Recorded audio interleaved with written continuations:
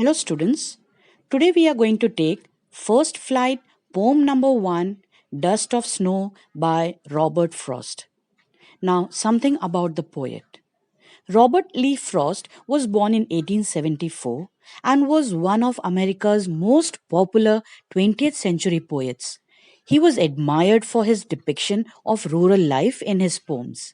And some of his poems include Mending Wall, Stopping by the Woods on a Snowy Evening, The Road Not Taken, and so on. So now let's move on to the poem Dust of Snow. Now, it is a short poem of two stanzas of 4 lines each. In this poem, Frost tries to change people's negative thoughts and beliefs about certain animals and things. Stanza 1. The way a crow shook down on me the dust of snow from a hemlock tree. So, here in this stanza, the poet narrates his contact with nature in the form of snowflakes falling on him from a tree. And so he says that once, when he was walking under a snow covered hemlock tree, a crow sat on it and shook off the snow from the hemlock tree unintentionally in the course of flying off from there. But the falling of the snowflakes changed his mood drastically, and he says that he had been in a gloomy and sad mood throughout the day. But just a small incident of the falling of the snowflakes changed his mood.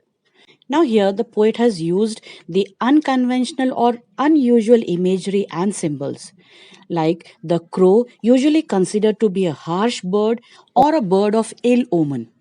It does not inspire and it is considered to be inauspicious. Hemlock tree is a poisonous tree and symbolizes death. Similarly, snow symbolizes barrenness and lack of life. Stanza 2 has given my heart a change of mood and saved some part of a day I had rued. So, in this stanza, the poet says that when the soft and cold snow fell on him, it changed his mood from sad to happy. He started feeling soothed and refreshed. And this simple, small incident helped him to enjoy the remaining part of the day. He thus became happy as it saved his rest of the day from being wasted. So, through this poem, the poet wants to convey the message that nature always provides pleasure. And such is the bond between human beings and nature that whenever they come into the lap of nature, they are certainly blessed with relief, delight, and pleasure.